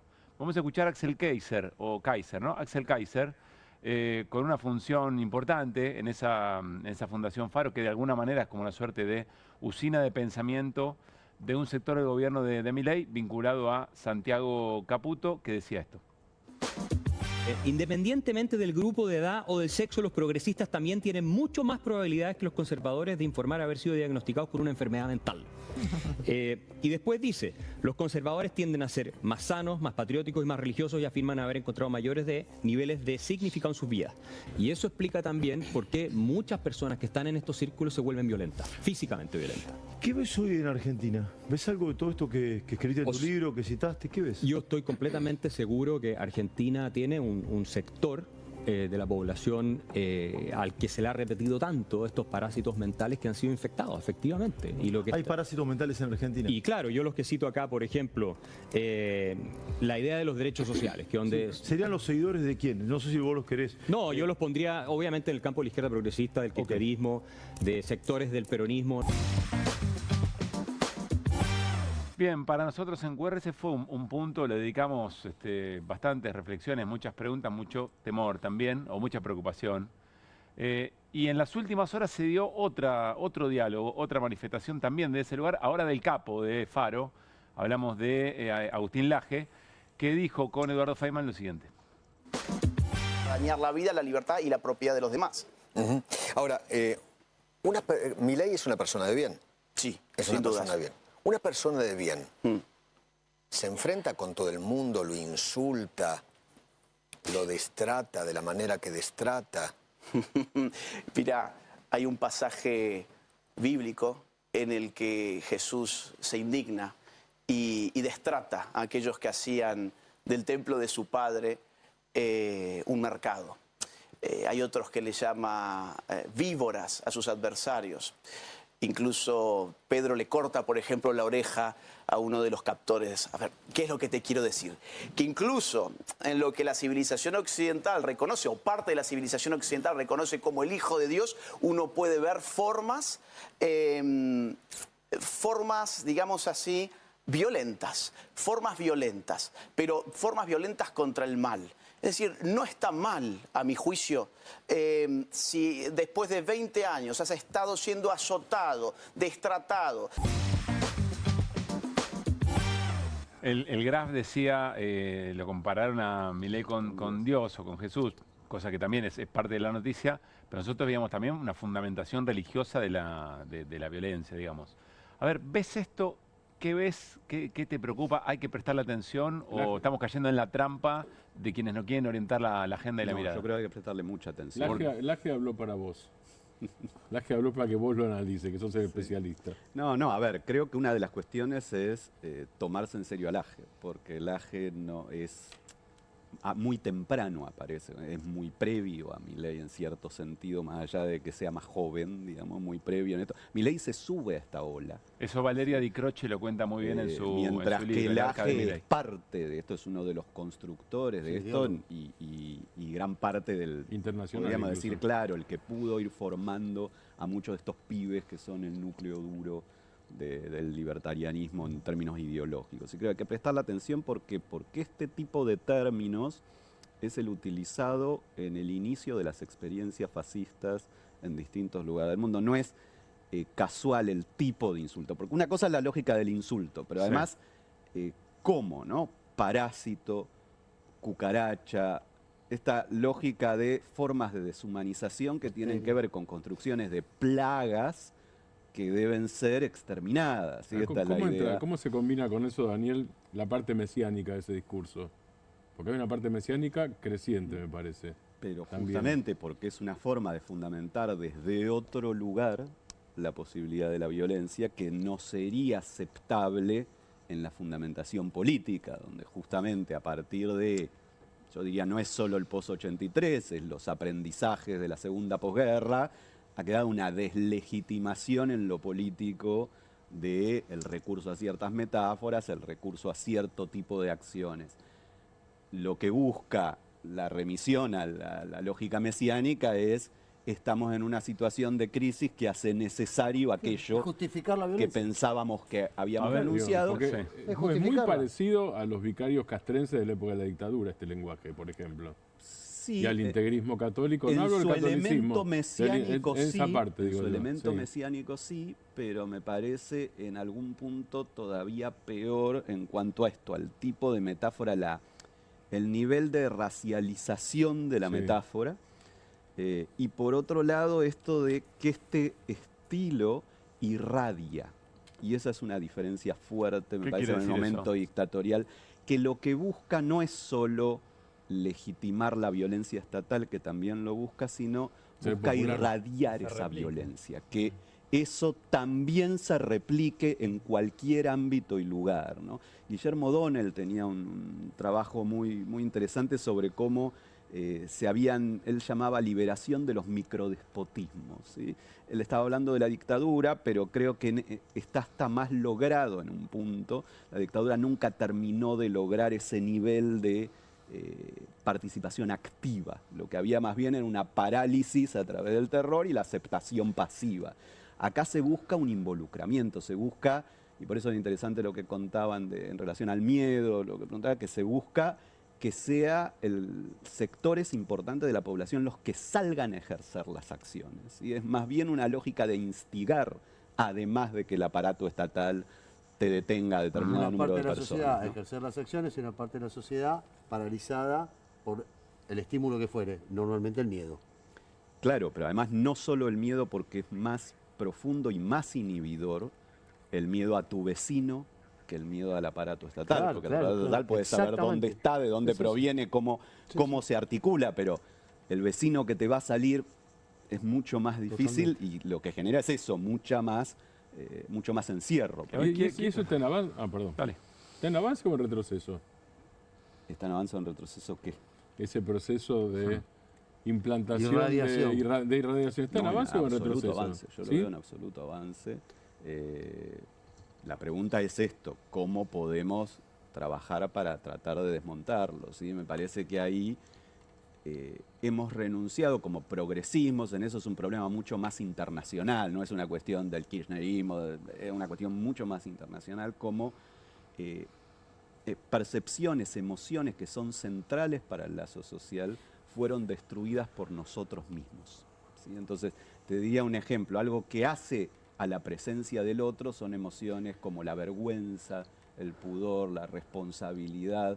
Esto, desde todo el ataque a la culpa judeocristiana, desde un pensamiento muy, bueno, lo llama la ultraderecha woke, pero creo que en ese sentido es interesante para marcar una diferencia con lo que habían sido las izquierdas clásicas, ha generado como una destrucción de las propias herramientas que habían hecho posible esa modernidad, lo que Elías va a llamar el proceso de la civilización. Entonces es un momento muy complejo en ese sentido, porque claro, está llegando al resultado de cosas que hicimos que no eran las que queríamos, pero que te muestran que que había elementos en esas tradiciones, en esas formas clásicas, que llevó siglos construir y que eran centrales para el lazo social. El fascismo fue el intento de desmontarlas, y el neofascismo vuelve a aparecer con ese intento de desmontarlas, de asumir un lazo social de la más profunda crueldad, que es la lógica de que cada uno se las arregle como pueda. Yo no Digamos, sé ¿no? Y cómo lo vamos pise a al hacer otro. con este programa. Tengo 2 preguntas y me dicen que ya no hay tiempo para ninguna. Voy a hacer una y negociamos, nos quedamos en el medio. Le preguntamos a Esteban Paulón, bueno, ¿quién pone el límite hoy acá? La construcción política, la batalla cultural lleva su tiempo, pero, y él decía, el Poder Judicial. ¿Quién pone el límite hoy acá respecto a esto que acabamos de ver en la magnitud del peligro que vos nos alertás? Yo creo que necesitamos una construcción social para ponerle límite, un acuerdo entre una cantidad de fracciones que pueden haber estado enfrentadas previo a esto y necesitan... Un acuerdo político transversal. Sí, sociopolítico, te diría, porque es más por abajo, porque el problema de lo de Paulón Lleva es tiempo que eso, ¿eh? debiera ponerle el Poder Judicial. Pero estamos viendo Pero qué claro, Poder Judicial claro. tenemos, que es el mismo Poder Judicial que manda a detener Eventualmente en una quien le cárcel reclama, de quien le máxima seguridad Al a que alguien tira que hace una dos bolsas de contravención bosta. y no hace ninguna causa contra quien lleva a cabo acciones de mucha mayor gravedad. Sí, que le pega con una bala con un Gas lacrimógeno. gas lacrimógeno a un fotógrafo.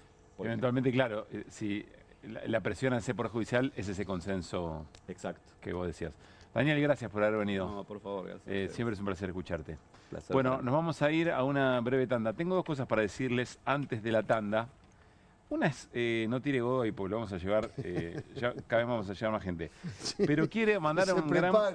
Que se preparen. Sí, vamos a entrar. Vamos con un bondi, vamos con un colectivo. Quiero mandarle a un gran abrazo de todo el equipo al abuelo Lolo y a la abuela Rosita, que son abuelo y abuela de Maxi Leñani, que dice que son fan del programa y me acaban de mandar una foto espectacular donde estamos nosotros en pantalla y están en la post-cena. Ahora se lo mando, se lo comparto, porque no sé si me autorizan, pero le mandamos un gran abrazo y gracias por estar ahí.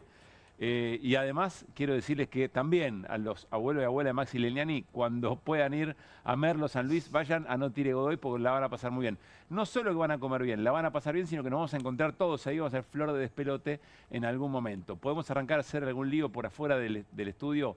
Más cerquita, sí, pero en algún momento llegamos a No Tire Godoy, gracias a toda la gente de No Tire Godoy que nos acompaña desde el arranque del programa. Breve tanda y Guido Bambini nos dice, tormenta perfecta, ojo con el dólar, se le escapa al gobierno.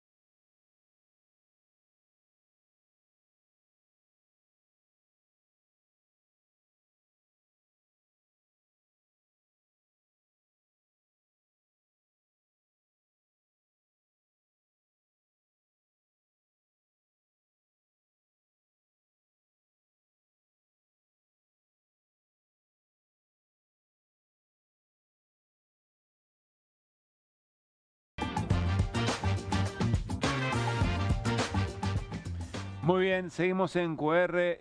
Dice Guido Bambini, tormenta perfecta para el gobierno por el tema dólar. ¿Por qué, Guido?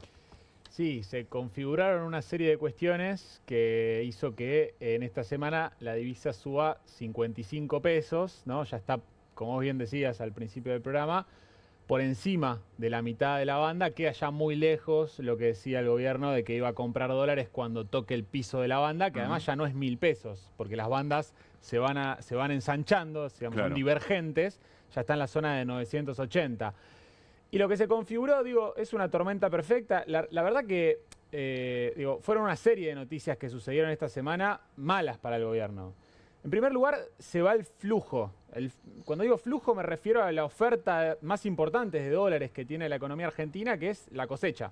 El segundo trimestre del año se va, más allá de que quede en los primeros 15 días de este mes de julio algo producto de las declaraciones juradas que ya hicieron los agroexportadores, quedan alrededor de 3.000 millones de dólares para liquidarse. En estos 4 primeros días de julio se liquidaron 1.500 millones de dólares, quedan todavía 3.000 millones de estas declaraciones juradas que hicieron a fin de junio para no perderse la baja de retenciones del 33 al 26% para la soja.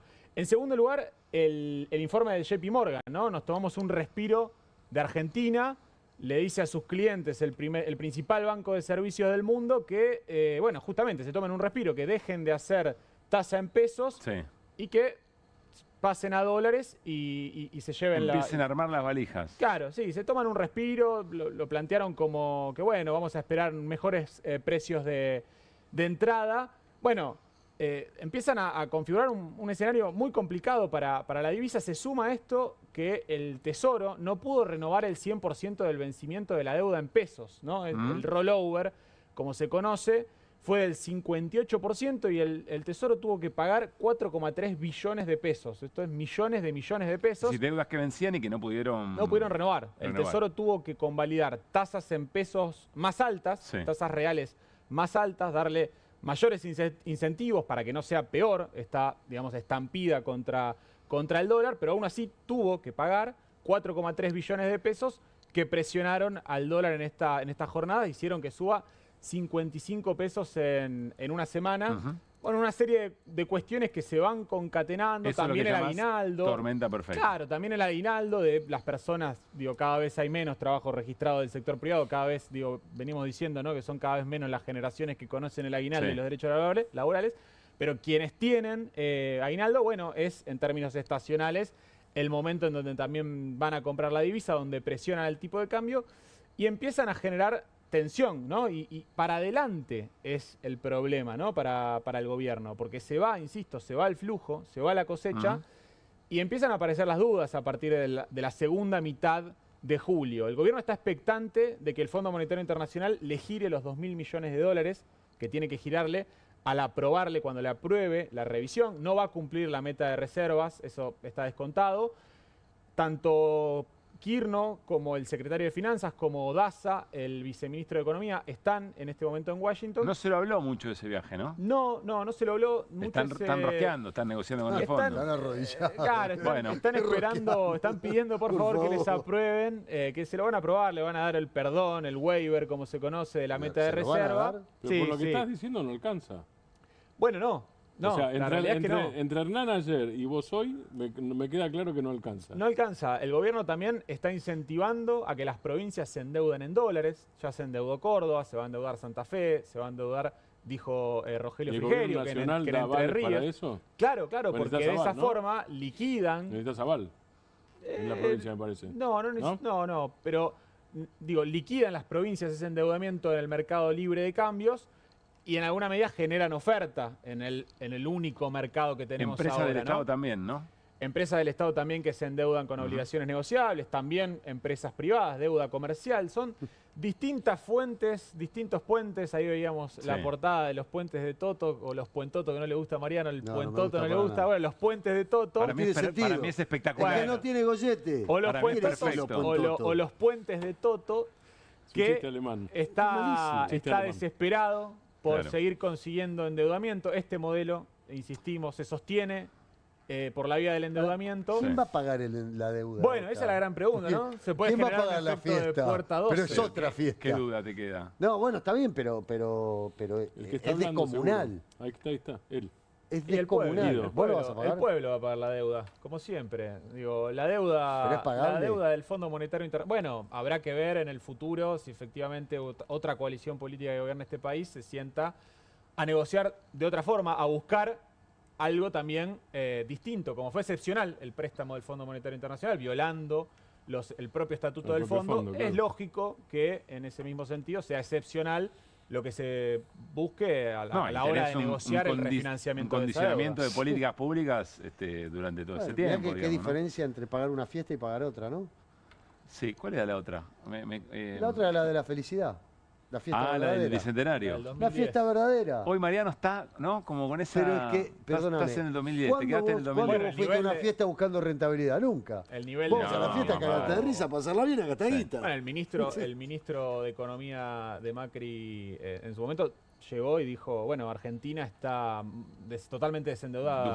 Dujovne, claro. Pero por eso el nivel del país, de las familias y de las empresas es Sí, dijo, nos el más dejaron bajo un del desastre, mundo. pero eso lo hicieron bien. Claro. Sí. Exacto, pero eso fue el peronismo siempre fue eso. Nos tenemos la fiesta de la que... felicidad. Qué peronista, qué Hamilton. Nos tenemos que ir. ¿Qué pasa? ¿Qué reunión hay mañana hablando de peronismo en la provincia de Buenos Aires? Partido Justicialista de la provincia de Buenos Aires. Pregunta, ¿va a salir algo de mañana? Pálpito, no. Algo es definición de alianza lista. De alianza mañana. Pálpito, no. Sí. Por ahí sale. No nos queda tiempo, ¿no? Porque por eso. Es cortito. Por el partido, entonces. Claro. ¿Cómo está la producción? No, la producción. Entre el peronismo de Mariano y la producción que está queriendo que Cristina y Axel... No, pero hay que pensar en las fechas. Ya está, digo. Hay que pensar en las fechas ahora. 19, claro. el 9 al alianza. 19, pero sobre todo en la 19. Alianza y de acá hay. al 19 falta... Por eso, pero de acá al 19 va a ser a matarse. Es así, siempre pasa eso. Bueno. Es normal. Nos vamos con nos vamos scrolleando. Vieron que nos gusta ahorrarles el laburo de tener que ir a redes a ver algo interesante o divertido. Encontramos esta que es muy buena. Levanten la mano los presidentes de los países que tienen gas en invierno. Yo creo que la gente de Mar del Plata no se debe estar riendo particularmente de esto. Pero bueno, está bien, hay que tomárselo con humor. Es la ironía, es el sarcasmo. Sí, obvio. Se hicieron un montón de estos memes de varias cosas, ¿no? El tipo no levanta la mano. Y algo de Manuel Adorni, esto no lo vi. A ver. ¿Existe Adorni? Fake 78 se viene fin. Mirá, es el vocero presidencial, futuro jefe de gabinete después de las elecciones, no se sabe. Fake 78. ¿Qué será? No se sabe, yo intuyo, tiene que ver con algún dispositivo para ir mostrando las supuestas mentiras que dice que el periodismo le hace al gobierno, ¿no? Dice sobre el gobierno. Tendría que llenar con contenido propio, digo, porque quienes hacen las fake news son del gobierno. Buen ¿no? punto, está muy bien, Guido, esta noche. Y el último, nos vamos con el de Julio. Está bien el de Julio, ¿eh? Me encanta. A ver, el nuevo. Me encanta lo de Julio. Julio viene movido. Dice Guido Bambini con el dólar, ¿no? Por ejemplo, se ríe Esteban. Viene funcionó. con aumentos. Es extraordinario. Si Los Esteban de Julio, todos los años esa boludez, pero a mí me hace cagar de risa. Hay uno que... ayer pasamos el de la revista Barcelona, lo pasamos. Lo pasamos anoche. ¿Lo tenemos a mano? Para mí está muy bien. Como lo hicimos nosotros, quilombo no vamos a tener. ¿No? Le echamos la culpa a la gente de Barcelona. Ahí lo vamos a ver. Bueno, van a pasar un lindo fin de semana. ¿Tienen algo para...? ¿Van a ver partido? ¿Van a ver deporte? ¿Van a ver a Colapinto? Sí, claro. Mañana el partido fuerte, además, a la 1, ¿no? PSG y el Bayern. Y el Palpito, Bayern. Mariano. PSG Bayern. Bayern. Bueno. Sí. Tito atrás. ¿Y para vos sale de ahí el campeón del Mundial de Clubes? No. Vos dijiste que era el City. Yo dije que era el City, muy bien, no le estaría acertando. 2-1 ganó el Chelsea recién. Yo creo que el Bayern. Sí, el Bayern. ¿El Bayern? El Bayern puede ser. Bueno, ¿tenés algo lindo para compartir el fin de semana? Fluminense campeón. Uy, me encantaría. Yo soy el Flu, ¿eh? Por eso. Me encantaría. Flu. Yo toda la vida, mis hermanos, todos son ¿Es el único sudamericano que queda? El único que queda. ¿El Flu? Sí. Lo sacaron a Que fue Palmeiras. Recién. Fiaca, familia, cocina. Eso te para compartir. El que quiera que venga a comer. Bueno, muy bien. Yo voy a ver San Lorenzo Quilmes mañana. La última vez que dijimos esto, sí, no salió muy bien. Echaron. Yo estoy esperando Racing Peñarol, pero para eso falta mucho todavía. Muy bien. Bueno, ¿está el de Barcelona? No está, no. Bueno, no vamos. Búsquenlo. Julio. Es Julio una mujer y la facha de Julio. Y algo por el estilo. Sí, era de Barcelona. Sí, era de Barcelona. Era de Barcelona. Ah, no, tiene razón. Tiene razón. El de Barcelona era el micrófono a Caca, que le ponían el micrófono a Caca y la Caca se quejaba de agresiones y decía, me están tirando esper. Está muy bien. No, el otro era... Me vas a matar, loco. Está en el escritorio de la compu, el de Julio viene con toda la facha y hay una mujer de... Bueno, no vamos.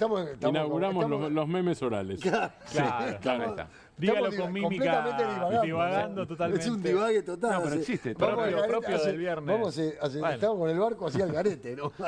Dice Hamilton, que estamos divagando. Dice Hamilton que esto se está yendo un poco... Bueno, imagínate dónde estamos. Martín, buen fin de semana. Igualmente. Mariano, gracias. Bruno, Guido. Me quedé con como para terminar te quedaste con Batman. Como para Bruno cerrar. Díaz. Bienvenido, Bruno. Volvió Batman. Para nosotros sos Batman. Y ahora son las 12, ahora termino, me voy a patrullar la ciudad. Gracias por haber estado ahí. Otra semana de QR. Nos vamos a reencontrar el próximo lunes a las 10 de la noche. Gracias, Esteban. Gracias a todo el equipo técnico del canal. De verdad, lo que le meten, lo que corren. Y por supuesto, la producción de QR en toda la línea. El lunes la seguimos. Chau.